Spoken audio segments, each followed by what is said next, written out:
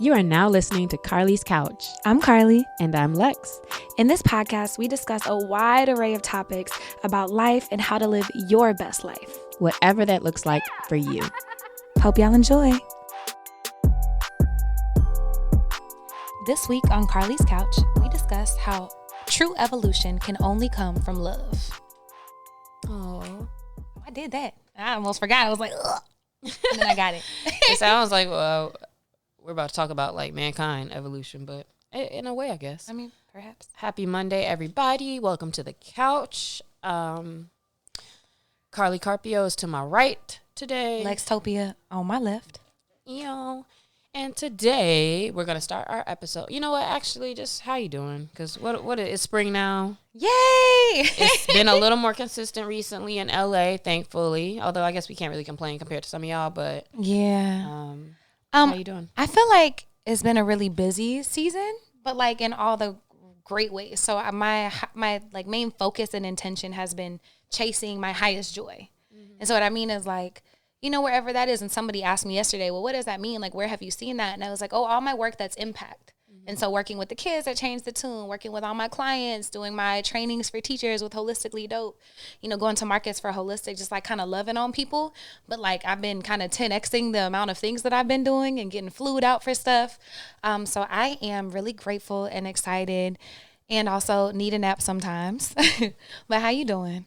I'm feeling great. Energy been up, and I guess this will probably flow into what we talk about in the episode, but have definitely been, anytime I've been with like a group of friends and like different groups and they ask how I'm doing, or like the other day I got in an Uber and he was like, yeah, how you doing? And I was like, man, I'm doing good. I had a real good day. And he was like, okay, like you did? And I was like, dang, that sounded legit, didn't it? He was like, yeah. And I was like, wow, like I really do feel good lately. And I know most of that kind of stems from, you know, just doing the things that I say I'm going to do lately. So that kind of goes into what we're talking about later. But first, our question from the couch this week was, what's the most interesting thing that you've learned recently? So get ready for a bunch of random facts. I was about to say, and realistically, we talked about turning this into an episode. So just enjoy because these are pretty great. So the first one is Be Your Girl by Teacher Moses was written about Nas. And I actually saw that in a interview too. So it's funny that they put this because I just learned that as well. Y'all watch the same Instagram reel? Same TikTok video. The next one says, a species of female monkeys rub their vaginas together to stop males from fighting. I mean, that could work in a lot of situations. Maybe we should try that more often. Okay. They must have been dire. There are more sheep in Ireland than people. Oh, cool. The next one says, it's better to complete something not perfect than perfect something not complete. I had to leave my all or nothing behind to finish scripts and sketch comedy sets. I feel like that's not what was the question? Something you learned? Okay. Recently. That's something he learned. Yeah. Cool. Yeah. So thank you for giving us that answer. This next one is, you're going to know who it is when I start reading, but the caterpillars have ants as bodyguards. So they can be protected as they eat leaves that contain nitrogen, and the caterpillars secrete the nitrogen and the other amino acids for the ants to take. As the caterpillars evolve, they become carnivorous, letting off a hormone that tricks the ants into taking the caterpillar back to their colony so then they can eat the larva and gain more nutrients to evolve into a butterfly. Wow. And that harvesting your own teepee poles is a lot harder than it sounds. That was all the same person? Yeah. Oh, that was your boy. Yeah. I mean, the TP gave it away. That's the only thing. What does harvesting your own TP poles mean? Oh, to set them up? Or probably go get them out of the forest or like out of the thing. Shoot. That don't sound easy at all. I'm still trying to get you up on the podcast. Yeah, so soon. And then to the caterpillar thing, I think nature is so funny because anytime you watch any like National Geographic or even just watching anything, it's really amazing, actually. I was telling somebody the other day, like, to be honest, like, my favorite content on social right now is just, like, watching animal stuff. Like, I'm good on it. And has been for years. Yeah. The next random fun fact is that, this person, I can run and finish a 26.2-mile marathon, and that I would actually still be alive afterwards. All right, congratulations. Yep. So shout out to Danny and his 2 kids that just recently ran, and everybody else. Okay, so this next one. So glad these people put this here because I just went down this rabbit hole myself. So Hitler gave his soldiers crystal meth so they'd stay up / march longer. I heard Cat Williams say it in a special and I thought he was bullshitting, but then I looked it up and it was true. I'm going to continue that thought with Adolf Hitler himself was also hyped up on drugs. His doctors called him a good patient and he was meticulously adherent to a regimen of cocaine in aerosol form, What else? Amphetamines, sedatives, hormones, and relied on daily injections of the wonder drug Eucadol, which puts the user in a state of euphoria and often renders them incapable of making sound judgments. Yeah. There's a whole book out here on this. Yeah, and cocaine use and a few other things that we consider a drug or poisonous now. A lot of people, it was more normalized before. And I think it's also interesting that part of his experimentation and Nazi experimentation with a lot of substances and things is because part of their like ideas of eugenics and like making people feel their best or perform their best. Optimizing. Yeah, like how when you see on which the Marvel one, the Captain America, when they injected him or whatever, which I just finally watched for the first time, and I was like, oh, I didn't know that's what happened. But yeah, it's like they were just trying to make like this perfectly strong human, and they're wild out. Wild. And there's a whole book, I think it's called Blitzed or something like that. But if you look it up, like Hitler drugs, there's a whole book, and he did a bunch of extensive research. So there's like stuff to back it. Yeah, I love me some Nazi like documentaries and stuff. They did so much. It's so interesting. And there's this quote that I love. Shout out to Dr. Charlie Kemp. Is you cannot learn without reflection. And I think that sometimes people don't want to read about that stuff or look into it because it's like scary and it was bad and all this stuff. But I feel like that's the best way that we can prevent those things from happening is actually reflecting on a lot of that stuff.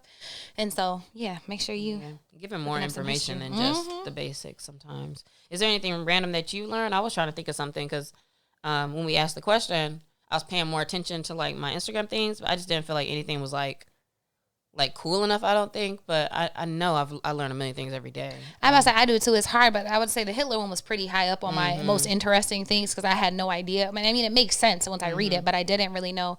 Okay, something cool as a trainer. So that if you injure a tendon or a ligament, you know how they tell you, if you injure rest, ice, elevate your foot, all that stuff, like, after an injury, you're actually not supposed to do that when it comes to a tendon or a ligament. You're actually supposed to keep moving it so that the blood flow, because inside of your knee and elbow and all your joints has a smaller blood flow than like big muscles. And so you want to actually keep moving them in a pain-free range or a slightly painful range to keep the blood flowing so that it's actually able to heal and keep growing strength. Is there a way for a person to know it's probably just a ligament in the first place, though, to know? If something was broke it. Yeah, so if a bone is like broken, if you can't move it, don't move it. Don't move it. Yeah, but like for example, if you roll your ankle after the swelling goes down, you should start moving your toes up and down. After I got my ACL surgery, it was important for me to bend my knee to start to get back the range of motion and things. And I think that so often we're like, oh, I hurt my knee, I can't run anymore. And it's like, no, you should probably start walking and working back up to running in order to be able to fully move. Yeah, that's what people do physical therapy. And then on that same line, this isn't a specific thing I learned, but another Instagram page I started following recently was like this medics page. And it's like, I could tell they'll put out problems or they'll show a picture of somebody's skin and then be like, what's this? And then you can see all the doctors like answering or people in medical school. So like lately I've been like, damn, I've been all in those pages too. Cause I'm like, learning about like how body parts work and random things like that. So I think that's pretty interesting. Yo, if you are into like the medical stuff and seeing like inside of joints, the Seattle Science Foundation, I think is what it's called on Instagram, they'll show you videos of like actual surgeries on cadavers and stuff so you can learn, so you can actually see what an ACL looks like, see what an MCL is, look inside of an eyeball, so if you're into that kind of stuff. Which is interesting. Yeah. I think if you are interested in it, you should look at it to see like, there might be something there for you. Yeah. But today's episode, so thank y'all for sharing all those interesting things. I love learning. We love learning. But today's episode was inspired. I saw this quote, and we get inspiration for Carlie's Couch from all different parts of our lives. And so I have a little folder on my phone where I save like vouch inspirations. And one of them, I saw this quote and it said, "We cannot shame ourselves into change. We can only love ourselves into evolution." We cannot shame ourselves into change. We can only love ourselves into evolution. Yeah, when I say that, what does that make you think about? The first thing is I feel like we're such nerds. The first thing I noticed about this sentence is the interesting that it's change and evolution, the two different words, instead of like, oh, you can love yourself into change. But it's not even about like the first one, like shame and thinking about changing yourself. It's almost like trying to force something or like trying to fit something like a round circle into a square peg type thing, as opposed to like loving yourself into evolution being more of just even that word choice is like the idea of becoming more yourself and or being something and then like fitting into that space. That's the thing that makes it interesting. And what it's saying to me is just that you have to have a certain foundation. Like, only real change comes from you when you're like already kind of in agreement, or like, your mind and your heart and all of that. What is it? Word, action, and something else. Thought, deed, action, whichever things.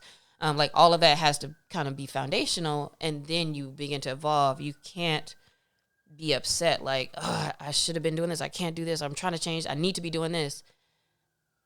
Because you're still thinking about what you need to be doing, what you want to do, and and you're kind of coming from like more of the lack place. I mean, we talk about that all the time, but that's what kind of it's making me think about. And then my next question would be like, well, how do you get to that space of like loving? What does loving yourself look like to really evolve? Yeah. And I love that you brought, it kind of comes from when you're so focused on like the thing you need to change. That's where all your energy is, and so you really can't. If you're focused on how much money you don't have, you're not gonna get no more money, and it's like, because it's where your focus and energy is going, and it just begets more of that. But what I would say, like how you get into that space is, I'll use an example. We often talk about like wanting to eat better, wanting to exercise more, take better care of ourselves. But I would say in my own personal experience and with clients, if you work out and you want change because you hate your body, or you think you're not good enough, or I'm too fat, or I need to do this in order to be loved, like, you're never really going to get there, because that's a mindset change. You getting a physical body of what you think you should look like in order to get loved isn't going to make you feel loved. That's something that you have to learn how to do on the inside. And so what that mindset shift can look like is, instead of like, I work out because I hate my body, I'm working out to feel good in my body. I'm working out so I can feel strong, so I can feel confident, so I can get as healthy as I can. I'm working out because I love myself, and this is what I need to feel my best. I'm working out, I'm making sure I get enough sleep. I'm eating these foods because they feel good in my body, not as a punishment. Because then also I feel like anytime you try to shame yourself into something where it comes from such a negative, constrictive lens, like, I rebel against that shit. So that doesn't work at all for me, because I'm a rebel. Ooh, okay, so end of the episode, because Carlie made a lot of points there, and a couple of things to those points that you made me realize when you said one of the things a person say, like, oh, I'll never be loved. I look so whatever. Like, I need to gain weight or lose weight or whatever. And it's, I hope this doesn't get too like woo-ish, but at the end of the day, essentially kind of what you're alluding to is, you can't evolve from that space, because what you say is what's true, like, in that time, right? When I'm looking in the mirror and like, ugh, like, gosh, I'm looking like whatever, like, you are looking like whatever, like, it's true. And that's where I think how you think and how you speak is important, because it's almost like, for people who believe in affirmations, like, you are affirming that negative thing or that issue. And yet it'll be like, all of a sudden, you're like, wow, like, I'm looking good. But it's almost like you already been doing the stuff, because now you're in a space of like, I'm looking good, even though you still are trying to, evolve into something further. And yet that continues to be true. And not to say that things happen just because you say it, but it's like you're in a different space. Your energy is just kind of different, and now you're believing something different. So the biggest key, really, with a lot of this is like, you can't change if you don't believe yourself. And like, it's really not until you're in that foundation of, oh, I believe what I say, and like, you actually are acting and being in a certain way, and you evolve into it further. Yeah, it gets a little weird to like kind of talk about, but did that make sense? It did. It does, and I think that's where the mind fuck is. Is like, I need to believe this thing about myself, but I can't until it happens. You don't. You don't, and so it's like, okay, how can I bridge the gap between I have these negative thoughts or feelings I'm trying to shame myself into making more money or becoming a better person or losing weight or whatever, and then to being the person, your ideal person that you want to be, is like, how do you bridge that gap?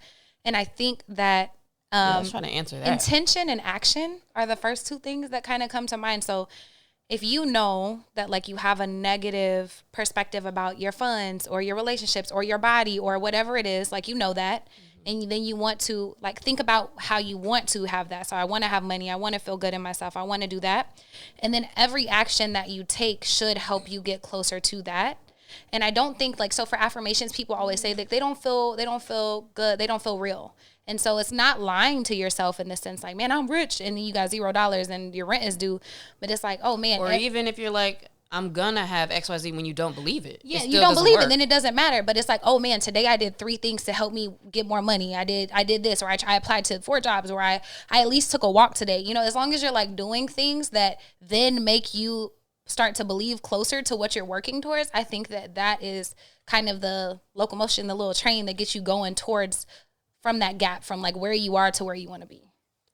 So to kind of summarize, are you saying kind of as a response to how do you bridge the gap to believing in yourself in a way that is a proponent of more of whatever you're looking for, is to start or to have some action? Yeah, intentional action. Intentional action. Okay. I think I agree with that. I'm trying to think of in one of my specific examples. And it's like, it's interesting because I know the stories. I have like at least a clean 3 to 5 very recent examples of like, wow, I'm like, all of a sudden, like, I'm a different person with this thing or that thing. And yet when you backtrack it to be like, what changed?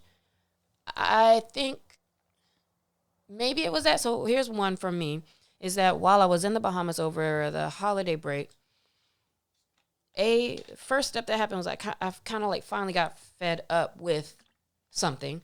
So like I was like, okay, my eczema is just been like, why is it not getting under control? And I said, you know what? I'm really gonna like just totally switch my diet up for real right now. And this has all happened within an hour, FYI. Like, because, you know, sometimes you just are thinking about it and sometimes you really just do stuff. And then I did something. I Googled anti-inflammatory meal plan because I already recognized, so maybe it's an assess also like, well, what would make it different this time? And I assessed that, well, I would eat better if I had stuff in my fridge and I had the plan of knowing what I'm going to make, you know, day to day. Because I used to meal prep and I didn't have no problem or whatever. And also I had a narrative of like, I don't really like cooking. I don't like making my own food. And so I would say probably like being fed up with it finally outweigh like, you know, the things that held me back from action. And so I remember looking up the meal plan and I looked at all these different recipes and I'm like, oh, these, like the ingredients are very simple. You know, it's XYZ vegetables and, you know, whatever. And I was like, okay, cool. I can make a grocery list from this. And this is all in like December. So I didn't even really start this till like mid-January. So I wrote in one of my notebooks, I made a grocery list. I was like, oh, this is all I need to get in order to make, you know, 4 or 5 meals, breakfasts, and know like, okay, on this day, and this day, I'm make the avocado toast. This morning, I'm making this. And so I was like, it's clear. So I clarified the actions. When I got home, I remember almost immediately, like the next day, going to the grocery store. So also that the action is like boom, boom, boom. And I didn't let time go by. As soon as I got back, because it was like a fresh start being back home and, you know, you got to get some groceries and stuff. I had my list already ready, went and got my groceries. Started making the food. It tasted good. I'm sorry, I'm making this story mad. It tasted good. And I started to like making it because I was like, oh, shoot. Like, now I immediately think of what were the positives? Like, I'm saving money. B, I'm doing what I said. And the do what you said is the strongest thing. So, like, to actually be making these meals was like, bet. Third, after a few days of like, wow, I'm just hyped that I'm doing what I said, then I actually start to feel a little bit better too. And so all of these pros start to come in where I'm like not even thinking about ordering too much unless I was high. And in which case that was also another thing, right? Like, how can I smoke less? And that was, so all these things are happening at the same time. For that, it was like, you know what? I only buy an eighth a month because I've tried different things about, oh, I only will smoke with people and that didn't quite work to withhold it. But I say, hey, if I only can do this, and I've been January, February, March, you know, for the last few months, I've like only had 8. Like I have 2 little nugs in and out because it's like, okay, I'm lasting. And then when I run out, I run out. So it all works together, right? And I also, around this time, I'm like doing my running. When I came back in January, I had a slow start getting back to it and I got really sick for a minute. But then when I got that back into it, it's like, wow, I'm seeing and feeling like a well-oiled machine. My mood, I could tell my mood changed so much, and just in even how I interact. If like when Carlie comes over, or if I'm with people, like I care a little bit more about conversations with people, or actually want to like, invite people to go do something. And then the last thing I'll say about it is that now, again, I'm this person now. So I'm that person for a few weeks, and that kind of person has a nutritionist perhaps, or like they do all these other things. So then I'm like, dang, yeah, I want to go to a nutritionist so they can, really next level my food plan, which he did. And now I got this other food plan, which is easy because it's only a few more steps away from what I was already kind of doing a little bit cleaner. And so it was easier, yes, to take those steps. And then you lose 10 pounds in like 2 weeks, and you're like, oh, I'm really like out here. Oh, I can fit the pants I haven't been able to fit in 8 months, and all of that. So it's like a whole journey. And all this was like, how do you bridge the gap to get to that? I was just sick of it, and I had to make like boom, boom, boom actions, and the actions were easy. So like each little action took me to the next action. And I guess I think I really wanted it enough, because to your point, there's some things that you think you want, and it's like you're still not quite doing it. And I think for me, health and wellness is the best first place to start if you're worried about your confidence, your discipline, because you can control that about yourself. Whether it's, I just do 10 sit-ups a day, like that's fine, but like the consistency there rubs off into everything. And so all of my habits, most of them that are different examples for me, are kind of around health and wellness. And because they all work together, and because I start feeling better, and because I've been so consistent, it's like I feel trash like not being consistent. Or I'll go out to eat and I'll still get something healthy, but it's still like, man, I should just make a salad at home because it's still kind of blah. So action, yes.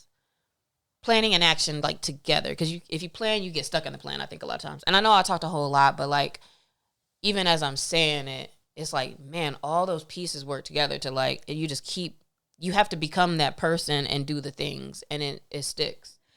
Yes. And so now I took I'm a notes. runner. Yeah. Wow.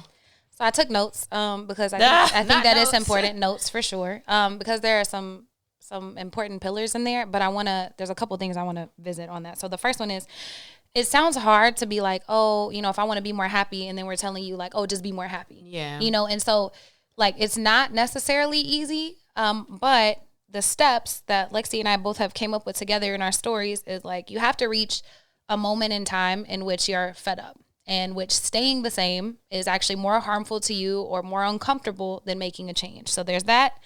Then you make an assessment of yourself, of your life. You think about your intentions. You have a plan with easy actions.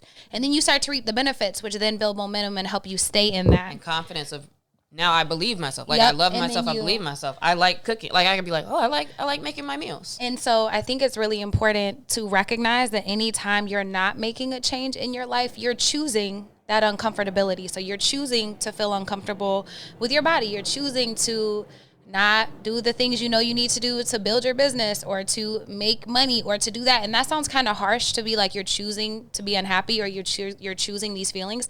But outside of like mental illness and depression and things like that, like to a degree, we are all choosing on how we feel. And so I was listening to a podcast. Was it a podcast? No, maybe it's a Bashar video. I was listening to something on YouTube. What video? Bashar. What is it? That's the person's name? Yeah, I think it's Daryl Anka, and he channels an extraterrestrial being named Bashar. Mm-hmm. If you haven't, look him up on YouTube. He's great. But he was talking to the person, and they were like, oh, wow, I feel so sad. And he was like, well, why are you choosing that?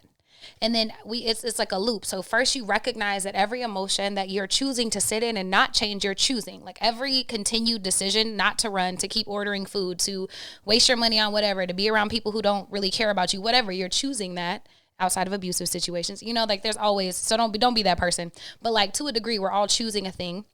But then you have to think about why.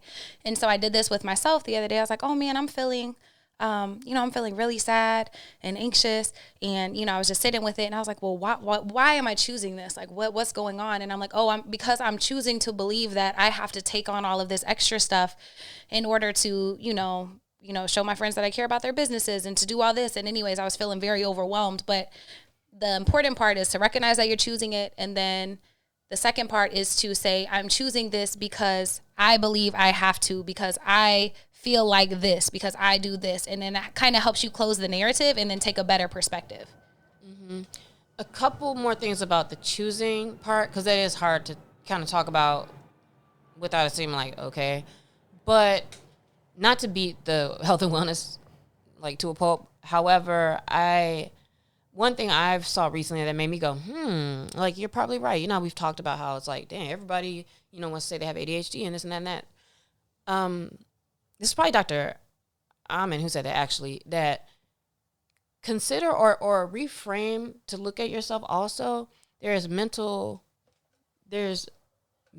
health and your mental illness. And then there is brain health. And so to think about it like, dang, I could be out here like, oh man, I got ADHD, blah, blah, and you know, maneuver things and do things that help. And or literally, like I said, how like I could tell my whole mood change from what I put in my body.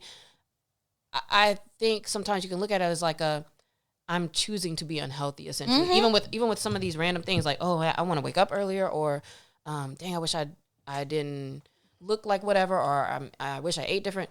And I'm sure maybe that's not exactly for all types of goals you might have, but it's like, instead of it being like, dang, I'm choosing to be, you know, like I'm choosing to be this size per se, if you kind of reframe it to like, okay, you're not making the healthy habits, right? So you're choosing that, but it may be a matter of brain health in some cases, to where when you start eating right, start working out, you may notice like the way you do a lot of things actually is different. And like, if you actually make your brain a little healthier, I thinking this, and don't take my word on this exact sentence part, but it makes me question actually now, like, oh, maybe it's not that I don't have a mental health disorder as much as my brain was not optimized. Like, it wasn't healthy. Like, it couldn't do what it's supposed to do because it's bogged down by stuff. Yo, people feel like they got to be tired, and once you get past 30, my body's going to break down. No, you're choosing to not do the things and that's outside of illness, but you're choosing to not do the things that would optimize you. So for example, like, you will feel much clearer if you're drinking enough water and eating nutrient dense foods and getting enough sleep and working out. And then you have to recognize, it'll all wrap into whatever you're trying to do. And so thinking about why you're choosing the actions and your habits, because you are choosing those things. And then I looked up my notes because I wanted to make sure. So, you know, the sentence is like, I am choosing to feel this, or I am feeling this because I choose to believe that I need to. I choose to believe that I need to. I am choosing, I am feeling down about my body because I choose to believe that the size I am right now is not good enough, and that I'm in a lot of times the things we choose serve you. So for whatever reason, you're choosing these things because to your brain, it's less scary than doing something different. And so I just think it's a cool exercise to practice with yourself whenever you notice you might feel stuck. Man, I'm choosing, I'll put my business I think that's a good way to look at it. Like, you're thinking about like, you are choosing to believe a thing. Yeah. And so like, I'll think about this. So I've been doing all this cool stuff for my business, and I was getting all excited about my posts, but then I started getting overwhelmed, and I just shut down and didn't post about some stuff. And I was like, okay, Carlie, let's have a check. Okay. And I said, I choose to feel overwhelmed because I don't know if people will like my posts and care, and I'm not sure if this is going to be a good investment of my time. And it's like, oh man. And then you're able to break that down. More grace for yourself. Yeah. And recognize you have a choice to approach things the way that you want to. And my last thing about this is that it doesn't have to just be the negative or uncomfortable emotions or things we're choosing. Like, you can also choose to feel immense gratitude and joy in this moment. You can choose to feel abundance and peace. You can choose to feel loved and adored, and also turn your reticular activating system on for those things in your life. So if you're like, man, I feel so loved because, you know, all my friends have been showing up for me this week. I feel so blessed and abundant because whatever. But the same way we can look at these negative emotions or perceived negative, uncomfortable emotions, you can also do the same for positive. Yeah. And when I was starting my running journey, I remember there was something I saw where it's like you don't, and I think this is with most working out, but like, if you're like, running and like, okay, I got to lose 5 pounds, or you're running to, you know, because I need to be running, as opposed to, I think the author was like, yeah, it's like you're running or you're doing your workout, and it's like, wow, like my body can do this, or it's so nice to be outside and get fresh air. It's good to be moving. I love taking care of myself. Yes, I love that I get to do this because, you know, I'm doing whatever, right? But it is still a thin line between just saying that and like really believing it. So, and it's a thin line between choosing love, or like looking in the mirror and being like, you know what, I love myself, whatever. It's a very thin line between that and the action of like what comes first exactly, because it still kind of needs to be all in, like in that moment of you being like, you know what, I love myself. Let me go take a walk. Like, it still kind of has to be like, right after that, we need to do something so that now you are believing it while you do it. You have to do it while you believe it. Oh, I like that. So it's like pairing an action with your belief. Like if you're choosing to believe that you love yourself, and so you're cooking nutritious meals for yourself and you're doing these things. And I think it's all about what we choose to believe. But I do believe that only real change can come from love. And only real evolution can come from love. I love myself. I want to be proud of my skin or whatever. And so let me do this. You know, like it's just, it says like at some point when you catch yourself actually believing it, that's when you got to do something. Because you're not going to always believe it, you know. Keep that momentum popping. Yes. Because every day is not easy. But I think if we are, one, aware of ourselves and the things that we're believing, the narratives that we're telling ourselves, but then to your point, pairing action like with those things we're working to believe. Like if you choose to show up every day as the ideal version of yourself, what do they do? Mm-hmm. And I have one more example and then one more question that I think maybe we could kind of end on. And that example, back to health and wellness, recently had a sit down with a friend who was, kind of going through it and like, they're dealing with something and dealing with feelings after a breakup. And I was like, you know what? Like, I was like, dang, I think this would be my number one advice for anybody with whatever you're going through. Like it could have nothing to do with your body, but it's like, go work out, start working out. And this is if you're not already. Do something, add some kind of physical activity or some type of activity that changes your body, because being consistent with something and doing something that's good for you is the quickest way for you to get your own confidence together. Like, I don't care what your problem is. Like, low-key, the answer is like, you know what, maybe you need to like get out and do a little more something, because you're going to start to feel good and you have to do something that's going to make you feel good. And then the last thing I wanted to ask you now, so we're talking about these ways we change or whatever. I still have one very top thing that I can think of, because it's the thing I still am like, dang, I need to do this. For me, it's still meditation that for some reason, even though it's in my little hobby thing and I click off did my meals, boom, did my run, boom, meditation, days pass. I'm like, dang, I know I need to do it. I have it set, like, do this. And it's like, but why? I still, for me, that's something that I haven't connected whatever on really doing it. I have no idea why. But in those cases, it's like, so I wonder what is missing. And I think in that case, for me, I just, like, I don't know. I don't know what I believe. Maybe that's what I need to start with, what you said. My question is also, why do you want to do it? Because I have a thought after. I have a follow-up thought after. Okay. I want to maintain my twice a day 20-minute TM meditation practice to like keep my body moving, like not have stuckness. I don't know if that makes sense. I don't know what the people type terms would be to say that, but like stress release, like time of super stillness, intentional stillness. Maybe that's it. And like rejuvenation, but I probably actually don't need rejuvenation as much anymore. Well, but I do think I still benefit from the stillness and from kind of like a release of like getting to the core of you to hear your own voice type thing. Like finding that but stillness. I don't need it. I don't want it enough right now for some reason. But that's what I was about to say. Hard. But what I would also challenge is that for the first time in a long time, you have a very consistent physical routine. Mm-hmm. And so I would argue that on your long runs, you are meditating and you're doing things. And it might look very different for you right now. Mm-hmm. And so I also think that sometimes we get caught up in this thing of that our tools have to look the same along our journey. And they absolutely do not. I think that, because you told me you run without music sometimes because it gets on your nerves. Girl, that's a whole 3-hour meditation when you out there running like that. When you're doing things and I used to use running, like physical fitness and movement has always been medicine for me and has saved my life so many times. And so I think it's cool because I feel like you might already be getting some of those things and you think you need to do it this way, but your body's already getting it this way. Different seasons you needed a different way. And so maybe that's not the thing. That's fair. So maybe you just do a 5-minute stillness one. You know what I'm saying? Or it can look different, but it doesn't have to be that way. And if you notice that you keep getting stuck with this thing you're trying to force, try a different one. I definitely was trying to force it because I'm like, man, I'm just not doing it. I'll look at it and be like, nah. Yeah, but then every once in a while, and this will be like every few weeks, like I'll do it or like I'll, grab my thing. I think, and again, when I've done it because the sun is shining like right in where I need it. And I'm like, I sit down right in it and it happens. And maybe that's when it's supposed to. Maybe it doesn't have to be every day. I mean, it's supposed to be twice a day, but I know what you're saying and you're right.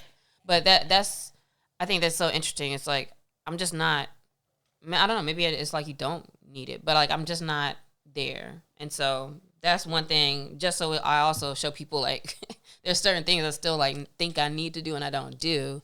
So many. And it'll be at one point in my life or something that it just happens. That's how everything has been. It just happens. It just happens.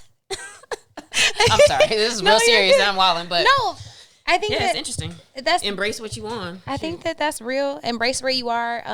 I do think that there's a level of discipline. So, but I think you have that in other things. So it's not you're not showing yourself you're not in the disciplined. same bucket of like health and wellness. Yeah, it's like dang, I'm doing all the you're things already health and wellness doing. Except but you also might be like at your capacity for those things. Yeah, perhaps. And like, you know, it's like, oh, but I feel like I need this to be perfect and it doesn't. But also you might also be used to not having things completed. And so your brain's like looking for the one thing that you can't do to focus on instead of all the amazing things that you are doing. And so all of maybe this, I should just take it off my little hobby. Take it off. Or habit. I keep saying hobby. My habit, like little checker. Because then it'll be like, oh yeah, I'm 100%. And you can also change, do that. And then also change the way. So now it's like a bonus whenever you do it. You know, add it like that. And so it's like, oh, I feel good because I did this and all this stuff today. But to put a bow on this hoe and be done, we said there has to be a moment where like you get fed up and feel like staying the same is more uncomfortable than changing. You have to find that point, and for wherever that is for you, assess yourself, have intention, make a plan with easy action that you can do to really be that person. And then those benefits do it when you feel it. And then those benefits keep that momentum going. Yep. That's exactly it. Benefits keep the momentum going. Gang, gang. We hope you learned something out of this. I hope this makes sense. New heart. Not throwing no gang signs. I enjoyed this conversation. It's always good to look back and to recognize like, oh, I actually have done this and this and this, but to understand yourself. I that's a big thing for me is I just love understanding myself. So I'm like, dang, what did I do that time? Or like, how did that change? And I know we've talked, I'm so sorry, scratching you. We've talked so many times about the whole, like, all of a sudden I just started waking up. But it's like, at some point, you identify as, and then, because, I don't know, you just do it. So, not to undo all of the, I'm sorry, Carlie, but I'm sure you all are gone by now. Y'all have a great week. We'll see y'all next week. Peace.